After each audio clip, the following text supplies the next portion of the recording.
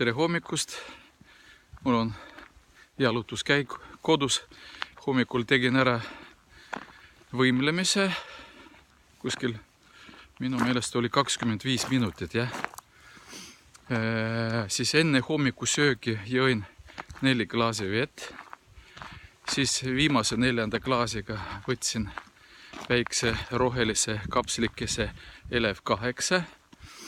Ja need samad kapslikesed ma võtan juba üle peaaegu 7 kuud.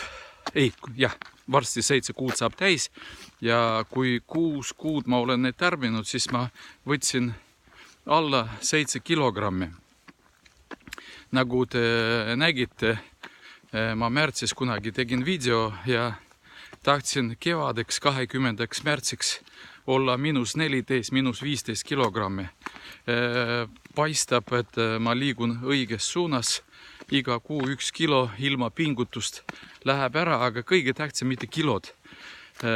Tegelikult on kõige tähtsam see, et mul on iga päev fantastiline enesetunne. Hästi palju energiat, õnnetunne sees. Organism funktsioneerib, super hästi funktsioneerib, sellepärast, et Elev 8 see on rakutoit. See ei ole midagi ühistoidu lisanditega või ravimitega.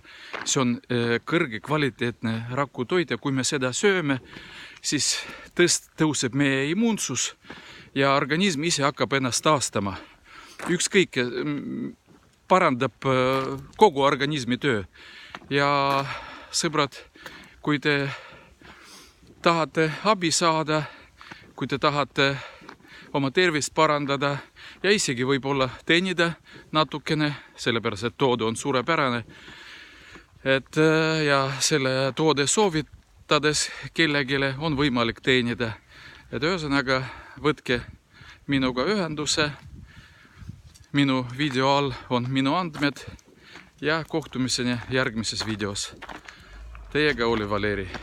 Ja täna on 15.